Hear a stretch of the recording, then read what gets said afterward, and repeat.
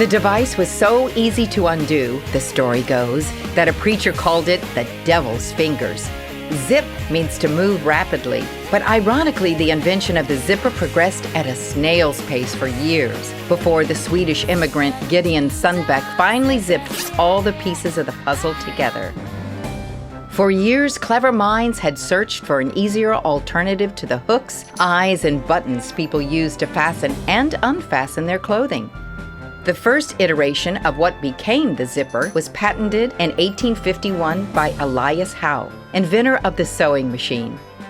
Howe's name for his device, the automatic continuous clothing closure, proved as unwieldy as the invention itself, which went nowhere fast. 42 years later, Whitcomb Judson debuted his clasp locker, a hook-and-eye shoe fastener, at the Chicago World's Fair. Sadly, this next chapter in the zipper story also failed to connect.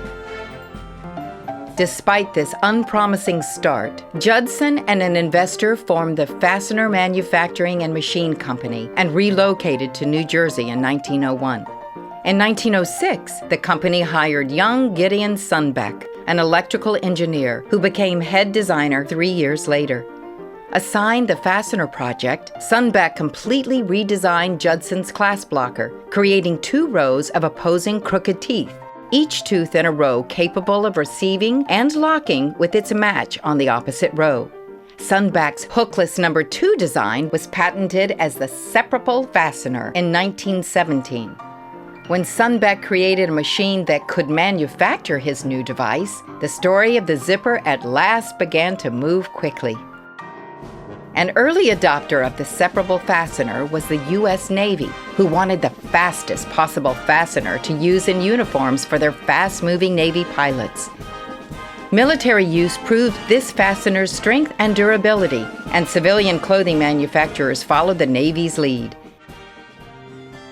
In 1923, the zipper finally found its iconic name when the B.F. Goodrich Company launched a new type of rubber boots that made a zipping sound when closed. The zipper boots quickly caught on, as did the name.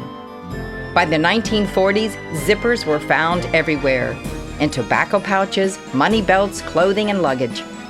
The literal high point came when NASA developed an airtight zipper for use in spacesuits. Gideon Sundback was honored with a gold medal by the Royal Swedish Academy of Engineering Sciences in 1951, 3 years before his death. His adopted country, the United States, acted with less zip, waiting 52 years to posthumously induct Sundback into the National Inventors Hall of Fame in 2006.